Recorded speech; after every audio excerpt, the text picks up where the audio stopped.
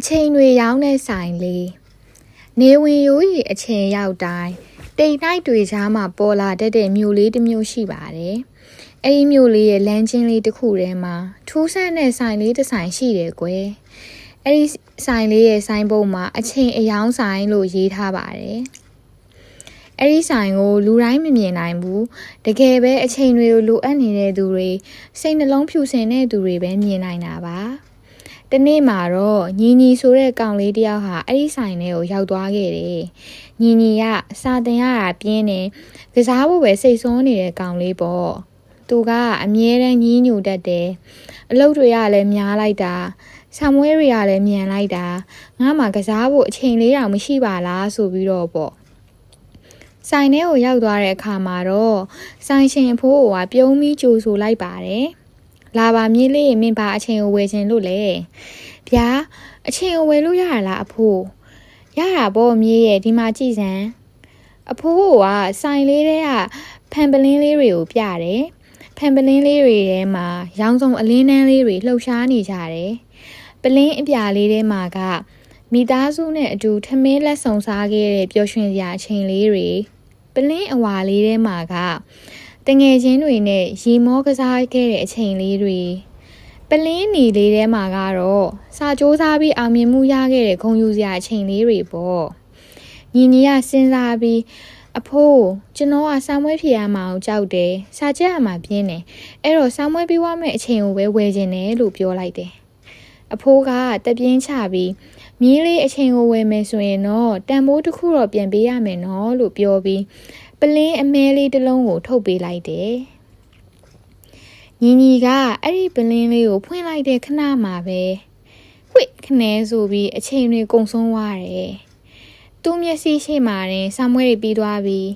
သူကစားကျင်တဲ့နွေရာသီကျောင်းပိတ်ရက်ကိုရောက်သွားတာပေါ့။ညီပျော်သွားတယ်။ဒါပေမဲ့သူတတိထားမိတာတစ်ခုရှိတယ်။သူဆာမွဲအောင်မိမဲ့တငယ်ချင်းတွေပြောနေတဲ့စာမေးပွဲအကြောင်းတွေကိုသူဘာမှမသိဘူး။တငယ်ချင်းတွေအတူတူစာကြက်ရင်ရီမောခဲ့တာတွေကိုလည်းသူမသိဘူးသူ့မှာအောင်မှတ်တာရှိပြီးအမှတ်တရတွေမရှိတော့ဘူးသူကနောက်ထပ်အချိန်တွေကိုထပ်ဝယ်ပြန်တယ်ကျောင်းပြီးမဲ့ချိန်အလုပ်ရမဲ့ချိန်သူလိုချင်တာတွေအကုန်လုံးကိုအချိန်တွေကိုကြော်ဖြတ်ပြီးဝယ်ယူခဲ့တယ်ခဏလေးတွင်းမှာပဲညီကလူကြီးတစ်ယောက်ဖြစ်သွားတယ်သူကရုတ်တရက်မှန်တဲ့ကိုကြည့်လိုက်တဲ့အခါဟာငါစပင်တွေဖြူနေပါလားလို့လန့်နိုးသွားတယ်။သူကချမ်းသာတဲ့သူတယောက်ဖြစ်နေပြီ။အောင်မြင်တဲ့သူတယောက်ဖြစ်နေပြီ။ဒါပေမဲ့သူ့ဘေးမှာသူ့ကိုချစ်တဲ့သူမရှိဘူး။သူ့ရဲ့ငယ်ဘဝကိုပြန်စဉ်းစားကြည့်တဲ့အခါမှာဘာအမှတ်တရမှမရှိပဲကွက်လက်ကြီးဖြစ်နေတာကိုတွေးလိုက်ရတယ်။သူကအချိန်အယောင်းဆိုင်ကိုငိုယိုပြီးပြန်ပြေးသွားခဲ့တယ်။အဖိုးကျွန်တော်ကိုကူညီပါအောင်။ကျွန်တော်ရဲ့အချိန်တွေကိုပြန်ပေးပါ။ကျွန်တော်ပင်မမှမကြောက်တော့ဘူးစာကြက်မှမကြောက်တော့ဘူးအဲ့ဒီပင်မနဲ့အချိန်လေးတွေထဲမှာရှိနေမဲ့ပျော်ရွှင်မှုတွေကိုပဲကျွန်တော်ပြန်လိုချင်တယ်အဖိုးကပြုံးလိုက်ပြီး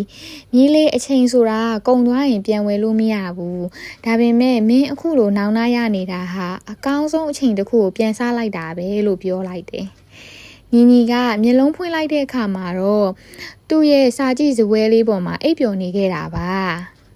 ညလေးပြေအေးလေးတွေပြတင်းပေါက်ကနေတိုက်ခတ်နေတယ်။သူဟာပြုံးလိုက်ပြီးသူ့ရှေ့ကခက်ခဲတဲ့စာအုပ်ကြီးကိုဆွဲယူလိုက်တယ်။အခုတော့သူသိသွားပြီ။အချိန်ဆိုတာကြော်ဖြတ်ရမယ့်အရာမဟုတ်ဘူး။တန်မိုးထားပြီးရှင်တန်ရမယ့်အရာဆိုတာကိုပေါ့